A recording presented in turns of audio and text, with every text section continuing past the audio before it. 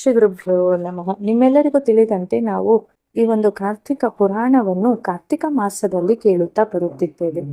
ಇವತ್ತಿನ ದಿನ 28ನೇ ದಿನ.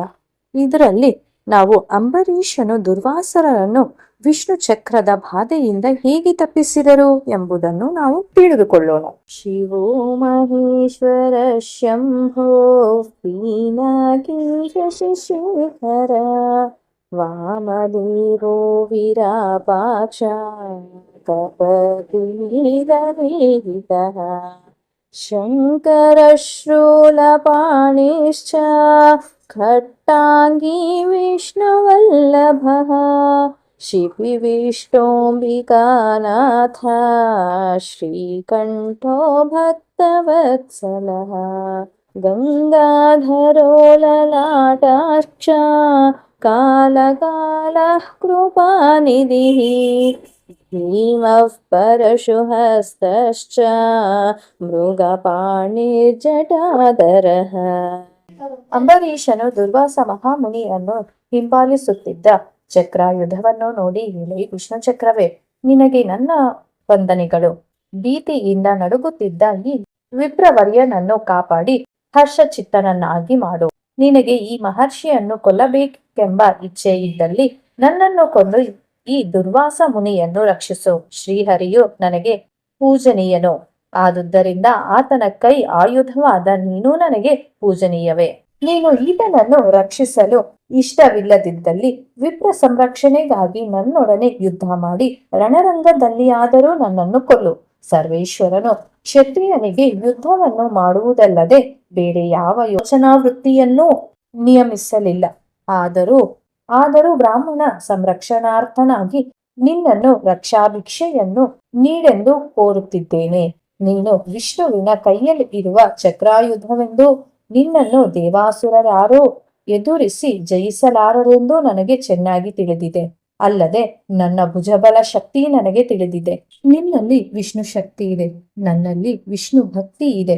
ಆದ್ದರಿಂದ ನಾವಿಬ್ಬರು ಸಂಗ್ರಾಮವನ್ನು ನಡೆಸುತ್ತಿದ್ದರೆ ಸಕಲ ದೇವತಾ ಸಮೂಹವು ನೋಡಲು ಅವಕಾಶವಾಗುತ್ತದೆ. ಅಲ್ಲದೆ ನಾನು ತಪ್ಪದೆ ನಿನ್ನನ್ನು ಗೆಲ್ಲಬಲ್ಲೆನು. ನಿನ್ನ ಪ್ರಾಣದ ಮೇಲೆ ಆಶೆಯಾಗಲಿ, ಶ್ರೀಹರಿಯ ಕರಪದ್ಮದಲ್ಲಿರಬೇಕೆಂಬ ಆಶೆಯಾಗಲಿ ನಿನಗಿದ್ದಲ್ಲಿ ಆ ಬ್ರಾಹ್ಮಣನನ್ನು ಕಾಪಾಡಿ ನಿನ್ನನ್ನು ಶರಣು ಹೊಂದಿದ್ದ ನನ್ನನ್ನು ರಕ್ಷಿಸು ಎಂದನು. ಅಂಬರೀಷನು ಮಾಡಿದ ಸ್ತೋತ್ರಗಳಿಗೆ ವಿಷ್ಣು ಚಕ್ರವು ತನ್ನ ಮನದಲ್ಲಿ ಸಂತೋಷ ಚಿತ್ತ ಉಂಟಾಗಿ ರಾಜನನ್ನು ಪರೀಕ್ಷಿಸುವ ಸಲುವಾಗಿ ಕೋಪ ಉಂಟಾಗುವಂತೆ ಅಂಬರೀಷನೊಂದಿಗೆ ಹೀಗೆ ಹೇಳಿದರು. ಎಲೆ ಅಂಬರೀಷ ರಾಜ, ಮಧುಕೈಟಭರೆಂಬ ರಾಕ್ಷಸರನ್ನು ದೇವತೆಗಳ್ಯಾರೂ ಗುಂಪಾಗಿ ಸೇರಿ ಜಯಿಸಲು ಅಸಾಧ್ಯವಾದಾಗ ನನ್ನ ಪ್ರಭುವಾದ ಶ್ರೀ ಮಹಾವಿಷ್ಣುವನ್ನು ಪ್ರಾರ್ಥಿಸಿದ್ದ ಕೂಡಲೇ ನಾನು ನನ್ನ ಪ್ರಭುವಿನ ಆಜ್ಞಾನುಧಾರಿಯಾಗಿ ಶಿರಸಾವಹಿಸಿ ಅಧಿಕ ಪರಾಕ್ರಮದಿಂದ ಆ ರಾಕ್ಷಸರನ್ನು ಸಂಹರಿಸಿದುದು ನಿನಗೆ ತಿಳಿದ ವಿಷಯವೇ ಅಲ್ಲವೇ? ಮತ್ತೆ ಈ ಮುನಿಯು ತನ್ನ ಕೋಪ ಸ್ವಭಾವದಿಂದ ನಿನ್ನ ಮೇಲೆ ಕ್ರೂರಿಯಾಗಿ ರೂಪವೀಕ್ಷಣೆಯನ್ನು ನಿನ್ನ ಮೇಲೆ ತೋರಿಸಿದ್ದ ಸಮಯದಲ್ಲಿ ನಿನ್ನನ್ನು ರಕ್ಷಿಸಲು ಈ ಜಗತ್ತಿನಲ್ಲಿ ನನ್ನನ್ನು ಬಿಟ್ಟು ಬೇರೆ ಯಾರೂ ಇರಲಿಲ್ಲವಲ್ಲವೇ? ಈತನು ಶಂಕರಾಂಶದಿಂದ ಹುಟ್ಟಿ ಬ್ರಹ್ಮ ತೇಜಸ್ಸಿನಿಂದ ಕೂಡಿದವನಾಗಿ ವಿಜೃಂಭಿಸುತ್ತಿದ್ದನು. ಆ ರುದ್ರ ತೇಜಸ್ಸು ಭೂಲೋಕದ ರಾಜರೇ ಮೊದಲಾದವರನ್ನೆಲ್ಲ ವಧಿಸಬಲ್ಲದ್ದು.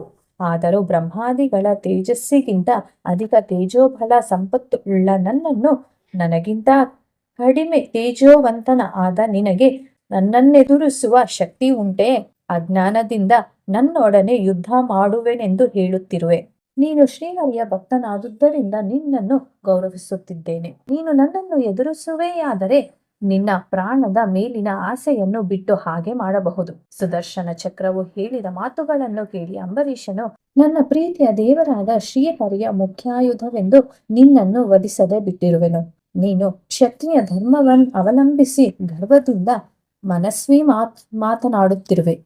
ನನ್ನ ಬಾಣಗಳು ನಿನ್ನ ಗರ್ವ ಪರಿಹಾರವನ್ನು ಮಾಡಬಲ್ಲವು. ನನ್ನ ಧರ್ಮಗಳನ್ನು ಹೇಳುವೆನು ಕೇಳು. ಗೋವನ್ನು, ದೇವ ಬ್ರಾಹ್ಮಣರನ್ನು, ಜ್ಞಾನಿಗಳನ್ನು, ಶ್ರೀಯರನ್ನು ಕೊಲ್ಲಲು ಉದ್ಯುಕ್ತನಾಗಿ ನನ್ನ ಬಾಣಗಳು ಬಿಡುವುದಿಲ್ಲ. ನೀನು ದೇವತೆಯಾದುದರಿಂದ ಇಷ್ಟು ಕಾಲವೂ ಜೀವಿಸಿರುವೆ. ಆದ್ದರಿಂದ ನೀನೀಗ ದೇವರೂಪವನ್ನು ಬಿಟ್ಟು ಕ್ಷತ್ರಿಯನಾಗಿ ನನ್ನೊಡನೆ ಯುದ್ಧವನ್ನು ಮಾಡು. ಎಂದು ಹೇಳುತ್ತಾ 24 ಬಾಣಗಳನ್ನು ಅವನ ಪಾದಗಳಿಗೆ ಪ್ರಯೋಗಿಸಿದನು. ಆಗ ವಿಷ್ಣು ಚಕ್ರವು ಅಂಬರೀಷನ ರಾಜಧರ್ಮಕ್ಕೂ ಧೈರ್ಯ ಸಾಹಸಾದಿ ಪರಾಕ್ರಮಗಳಿಗೂ ಅಧಿಕ ಚಿಂತೆಯೊಂದಿಗೆ ಗಟ್ಟಿಯಾಗಿ ನಗುತ್ತಾ ಹೀಗೆಂದನು.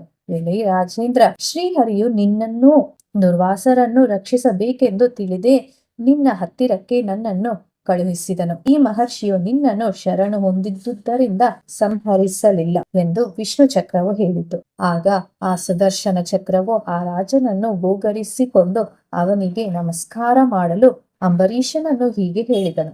ಇಲ್ಲಿ ವಿಷ್ಣು ಚಕ್ರವೇ, ಸಂಸಾರದಲ್ಲಿದ್ದ ಕೀಟದಂತೆ ಓಡಾಡುವ ನಾನೆಲ್ಲಿ? ಶ್ರೀ ಮಹಾವಿಷ್ಣುವಿನ ಕರಪದ್ಮವನ್ ಅಲಂಕರಿಸಿರುವ ನೀನೆಲ್ಲಿ? ನಮ್ಮಿಬ್ಬರಿಗೂ ಆನೆ ಇರುವೆಯ ಅಂತರವಿದೆ. ನಾನು ನಿನ್ನ ಮೇಲೆ ಬಾಣಗಳನ್ನು ಪ್ರಯೋಗಿಸಿದುದು ನಿನ್ನನ್ನು ಕೊಲ್ಲುವುದಕ್ಕಲ್ಲ, ಅಲ್ಲದೆ ಆ ಬ್ರಾಹ್ಮಣನನ್ನು ರಕ್ಷಿಸುವುದಕ್ಕಾಗಿಯೂ ಅಲ್ಲ. ನಿನ್ನನ್ನು ಅವಮಾನ ಮಾಡಬೇಕೆಂದಾಗಲಿ ನನ್ನ ಉದ್ದೇಶವಲ್ಲ. ಈ ಪುಣ್ಯ ಮಾಸದಲ್ಲಿ ನಿನ್ನ ಕೈಯಿಂದ ಮರಣ ಹೊಂದಿದ ನನಗೆ ಮುಕ್ತಿ ದೊರಕುವುದೆಂದು ಯುದ್ಧವನ್ನು ಮಾಡಲು ಪ್ರಯತ್ನಿಸುತ್ತೇನೆ. ಆದ್ದರಿಂದ ನನ್ನ ತಪ್ಪನ್ನು ಮನ್ನಿಸಿ ನನ್ನನ್ನು ಕಾಪಾಡು. ನಿನ್ನ ತೇಜಸ್ಸು ನೋಡುವುದಕ್ಕೂ ಕೂಡ ಸುರಾಸುರರಿಗೂ ಅಶಕ್ಯ. ಅಂತಹ ಮಹಾ ತೇಜಸ್ವಿಯಾದ ನಿನ್ನೆದುರಿಗೆ ಸಾಧಾರಣ ಮಾನವನ ಆದ ನಾನು ಎಷ್ಟರ ಮಟ್ಟ?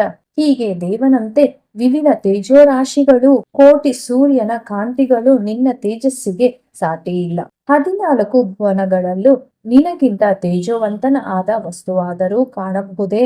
ಅಂತಹ ಲೋಕಾತೀತನಾದ ತೇಜೋರಾಶಿಯಾದುದರಿಂದಲೂ ಶ್ರೀಹರಿಗೆ ನೀನು ಆಯುಧವಾಗಿರುವುದರಿಂದಲೂ ಆ ತ್ರಿವಿಕ್ರಮನನ್ನು ಲೋಕ ಕಂಟಕರಾದ ದುಷ್ಟರನ್ನು ಸಂರಕ್ಷಿಸಿ ಶಿಷ್ಟ ರಕ್ಷಣಾ ದುಷ್ಟ ಶಿಕ್ಷಣ ಮಾಡುತ್ತಾ ಅಧಿಕ ಮೇಲ್ಮೆಯೊಂದಿದ್ದಾನೆ.